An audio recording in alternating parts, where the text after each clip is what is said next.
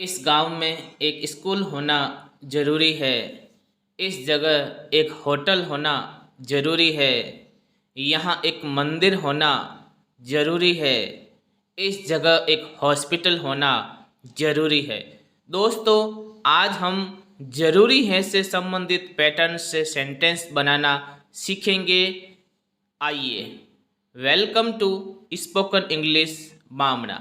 जी हाँ दोस्तों, नियम होना ज़रूरी है को हम इंग्लिश में कहते हैं देयर हैज़ टू बी। इसके बाद ऑब्जेक्ट लगाना है, इसके बाद में अदर वर्ड। जी हाँ, होना ज़रूरी है देयर हैज़ टू बी। इस गांव में एक पुस्तकालय का होना ज़रूरी है। There has to be a library in this village.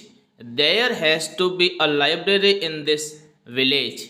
देखिए नेक्स्ट सेंटेंस, जीने के लिए रुपयों का होना ज़रूरी है। There has to be money to live. There has to be money to live. जीने के लिए रुपयों का होना ज़रूरी है। चलिए नेक्स्ट सेंटेंस, इस गांव में एक अस्पताल का होना ज़रूरी है। There has to be a hospital in this village. There has to be a hospital in this village. इस गांव में एक अस्पताल होना ज़रूरी है। खेलने के लिए अनुशासन का होना ज़रूरी है।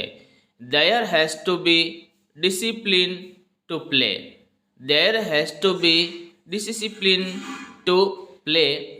खेलने के लिए अनुशासन का होना ज़रूरी है।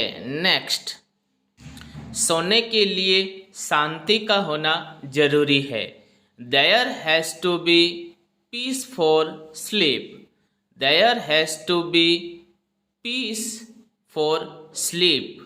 सोने के लिए शांति का होना ज़रूरी है। लड़ने के लिए ताकत का होना ज़रूरी है। There has to be power to fight. There has to be power to fight.